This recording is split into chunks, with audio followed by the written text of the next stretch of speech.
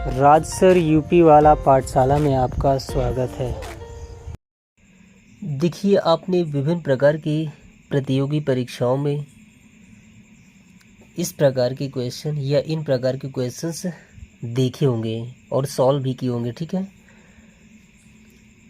हम यह भी जानते हैं कि आप लोगों में से बहुत से स्टूडेंट्स ऐसे होंगे या ज़्यादातर स्टूडेंट्स लोग इस प्रकार की संख्याओं को या इस प्रकार के प्रश्न को सॉल्व करने के लिए x के बराबर इन्हें मान लेते हैं। ठीक है, x के बराबर मानने के बाद में दोनों पक्षों का स्क्वायर लेते हैं। स्क्वायर लेने के बाद में एक द्विघातीय समीकरण बनता है और द्विघातीय समीकरण को सॉल्व करते हैं उस x के दो मान प्राप्त करने के लिए। जैसे ही x के दो मान प्राप्त होते हैं तो उन दोनों मानों में से कोई एक मान क्या होता है, इसका आंसर बन जाता है। ठीक है, ऐसा करने पर हमारा कम से कम 4 या 5 मिनट लग जाता है। लेकिन हम यहाँ पर उस प्रकार के मेथड का यूज़ बिल्कुल नहीं करने वाले हैं।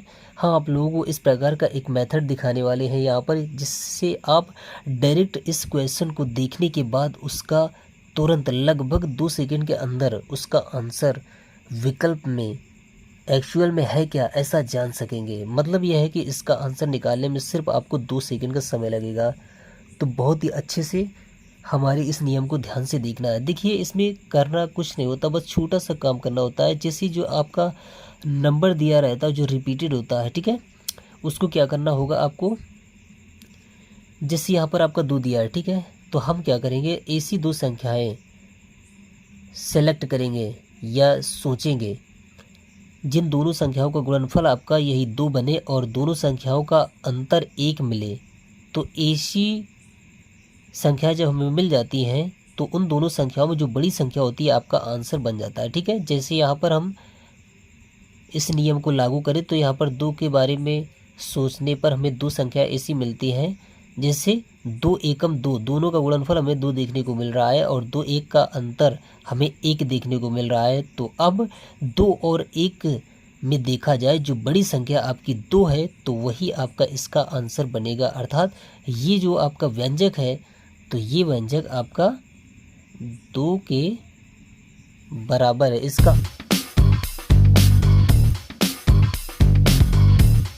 आंसर जो है आपका 2 है। ठीक है, इसी प्रकार से हम नीचे देखते हैं। यहाँ पर हम 6 पर टारगेट रखेंगे और 2 संख्या ऐसी लेंगे जिन दोनों का गुणनफल आपका 6 देखने को मिले। तो वो संख्या है 3 दूना 6। अब चूंकि 3 दूना 6 और 3 2 में अंतर भी हमें 1 देखने को मिलेगा, तो अब हम क्या करेंगे, 3 2 में जो बड़ी संख्या है उस संख्या को इसका आंसर मानेंगे, जो कि 100% का आंसर होता भी है। ठीक है, तो इस प्रकार से इसका जो आंसर बना आपका 3। ठीक है, इसी प्रकार से यहाँ पर हम देखेंगे 12 पर टारगेट रखते हुए हमें इसी संख्याएं जिनका गुणनफल 12 और दोनों का अंतर हो 1, तो हमें 4 ते 12 4 3 का अंतर 1, तो वो 2 संख्या हमें 4 और 3 देखने को मिल रही। तो 4 और 3 में जो बड़ी संख्या है 4, वही आपकी इसके बराबर हो जाएगी। ठीक है, तो इस प्रकार से इन 3 क्वेश्चंस का सॉल्यूशन मैंने आप लोगों को बहुत ही कम समय में दिया है।